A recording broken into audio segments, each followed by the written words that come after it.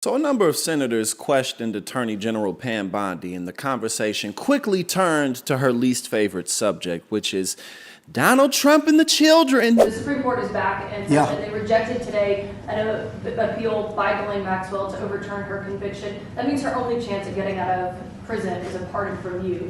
Is that something you're... Who are we talking about? Ghislaine Maxwell. You know, I haven't heard the name in so long. I can say this, that I'd have to take a look at it. I would have to take a look. Did they reject that? She wanted to appeal her conviction. And what happened? They said that they were not going to hear her appeal. I see. Well, I'll take a look at it. I will speak to the DOJ.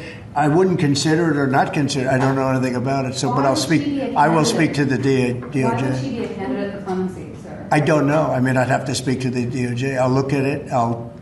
I have a lot of people who have asked me for pardons. I call him Puff Daddy has asked me for a pardon. But she was convicted of child sex trafficking.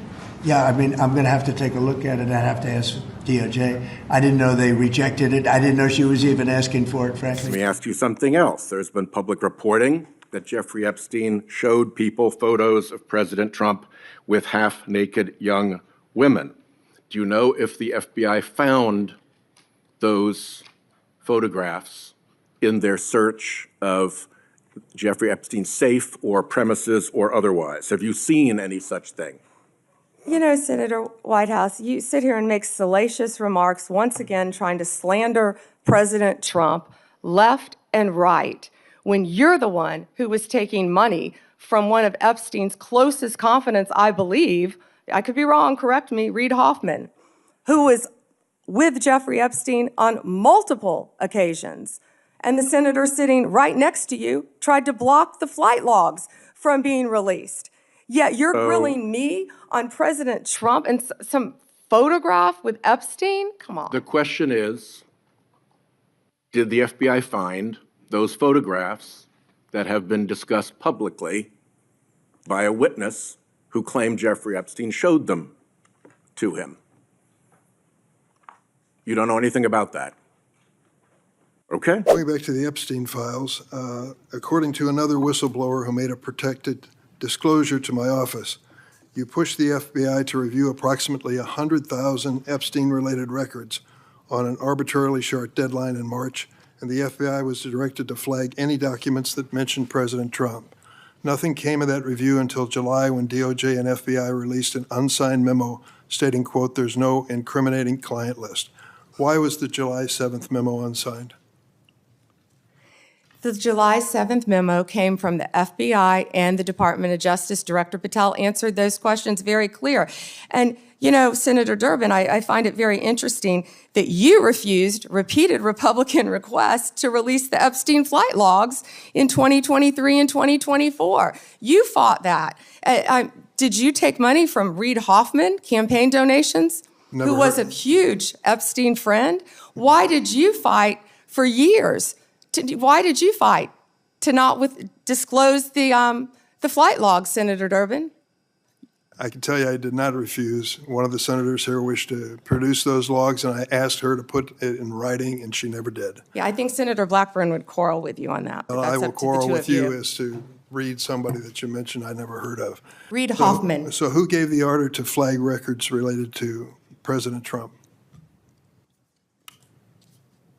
To flag records for President Trump? To flag any records which included his name. I'm not going to discuss anything about that with you, Senator. Eventually, you're going to have to answer for your conduct in this. And you won't do it today, but eventually you will. Secretary Howard Lutnik on October 1 gave an interview to the New York Post about Mr. Epstein. And he described Mr. Epstein as, quote, "the greatest blackmailer ever," close quote. Have you reviewed that transcript of that interview? I have not reviewed the transcript, but I saw the clip of it. Okay. It appears that Secretary Lutnik was Mr. Epstein's next door neighbor. In fact, their townhomes shared a wall. And the reporter that was talking to Mr. Lutnik, she asked, how other prominent men could have been associated with Epstein when Mr. Lutnik could immediately sense that he was a, quote, pervert. And then Secretary Lutnik said, or rather the reporter said, did they see it and ignore it? Do you remember that from the interview? I do. And Commerce Secretary Lutnik said, no, they participated. And then Commerce Secretary Lutnik goes on to say, quote, that's what his MO was. You know, get a massage, get a massage. And what happened in that massage room, I assume, was a video. This guy was the greatest blackmailer ever, blackmailed people. That's how he had money, end quote. Is that true?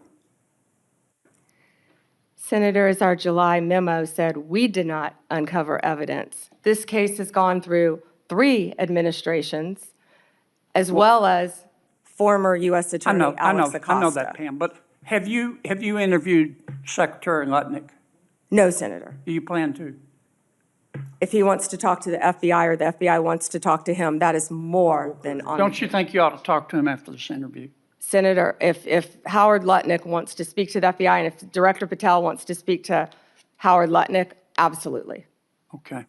Maybe we ought to get Mr. Lutnik in here too, Mr. Chairman. Mike Johnson is still refusing to swear in Adelita Grijalva, and I think we all know why. You know, whether it be the numerous occasions that Republicans have voted against releasing the Epstein files, whether it be the government shutdown, which is, well, a lot to do with making your health care more expensive, but also the Epstein files, whether it be to do with the fact that Donald Trump pretends like, oh, who's Ghislaine Maxwell? I haven't heard the name in forever. Are we still talking about this Epstein stuff? Or, you know, maybe the fact that Donald Trump was Epstein's best friend for at least 10 years, and we have letters between them, and the fact that he's all over the cameras talking about his infatuation with young women, including his daughter.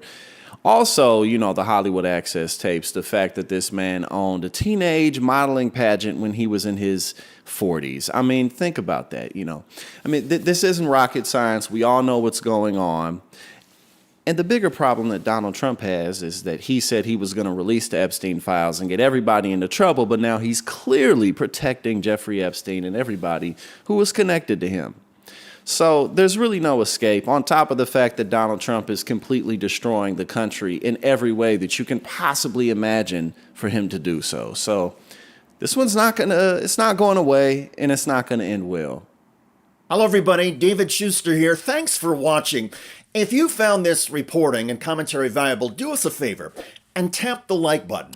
For more content like this, hit the subscribe button and ring the bell. That way you'll be notified on your YouTube homepage when we drop a new video. If you are tired of corporate spin and want honest, people-focused news, click the join button below and be part of the fight for a better future. We wouldn't be here without your support. Stay informed, stay engaged, and thanks again for joining us.